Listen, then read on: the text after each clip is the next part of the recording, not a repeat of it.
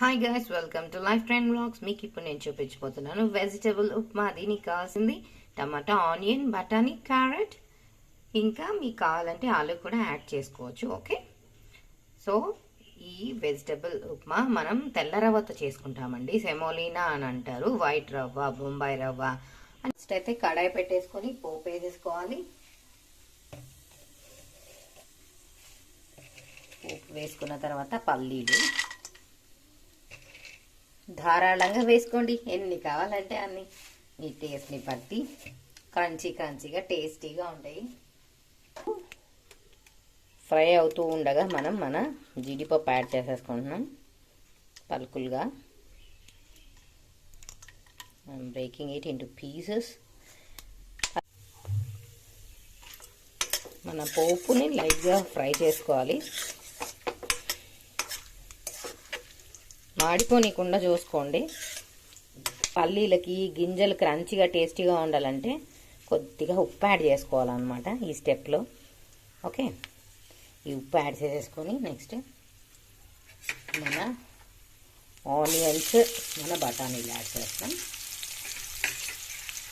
ఇవి పచ్చి బఠానీలు అండి, కాబట్టి ఎక్కువ సమయం ఏం పట్టదు మగ్గడానికి, సరిపోతుంది.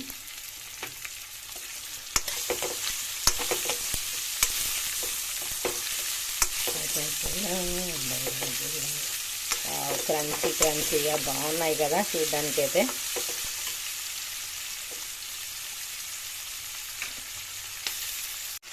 మనమైతే ఒక చిన్న టమాటా కూడా యాడ్ చేసుకుంటున్నాం, ట్యాంగీనెస్ కోసం టమాటా. సో ఇవన్నీ కొంచెం బాగా మగ్గాలి.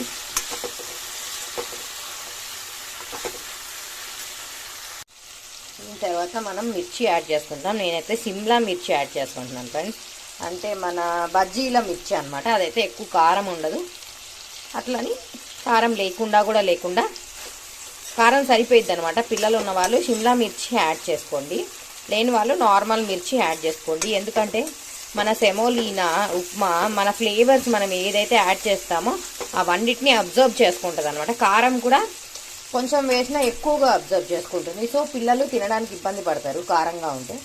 సో నేనైతే సిమ్లా మిర్చి యూస్ చేస్తున్నాను. నెక్స్ట్ క్యారెట్,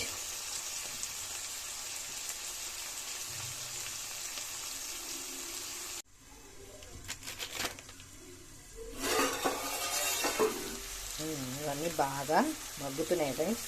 సో కొంచెం పసుపు యాడ్ చేస్తున్నాను లైట్గా, అంతే. నెక్స్ట్ ఒక హాఫ్ స్పూన్. మనమైతే ఒక బిగ్ కప్ ఆఫ్ సెమోలినా తీసుకుంటున్నాము. సో ఈ కప్ తోటి 2 కప్పులు మనం యూజ్ చేయాలి అనమాట వాటర్. ఒక బిగ్ కప్ ఆఫ్ సెమోలినా తీసుకుందాం. ఈ కప్ తోటి మనం ఏ కప్ అయితే తీసుకుంటామో దాంతో double amount of water add చేయాలి. ఉప్పు అయితే రెడీ అయిపోయింది, ఫ్రై అయ్యి. ఇప్పుడు వాటర్ పోసేసుకుందాం. కొంచెం ఉప్పు తక్కువగా ఉందండి, so little bit of salt నేను యాడ్ చేస్తున్నాను. సో ఇక్కడ మనకు తెలిసిపోతుంది. సో ఇలా సాల్ట్ యాడ్ చేసేసుకోండి. ఇప్పుడైతే మూత మూసి పెట్టేద్దాం. ఇదిగోండి మన ఎసరు అయితే మరిగిపోతుంది. ఇప్పుడు మనం మన రవ్వ వేసి కలుపుకోవాలి. అలాండి చూడండి, ఇదిగోండి ఇలా కలుపుకుంటూ మొత్తం రవ్వని వేసేయాలి. సో కంటిన్యూస్ స్టిర్రింగ్ అనేది చాలా ఇంపార్టెంట్ స్టెప్.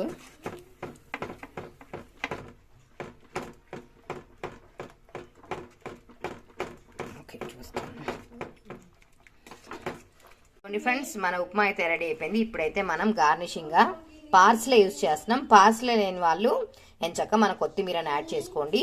ఈ పార్స్లే గురించి నేను ఒక సపరేట్ వీడియో చేస్తాను. పార్స్లే చాలా మంచిది, చాలా బి కాంప్లెక్స్ విటమిన్స్ ఉంటాయి, తర్వాత ఐరన్ ఉంటుంది, బ్లడ్ చాలా బాగా పడుతుంది పార్స్లే తింటే.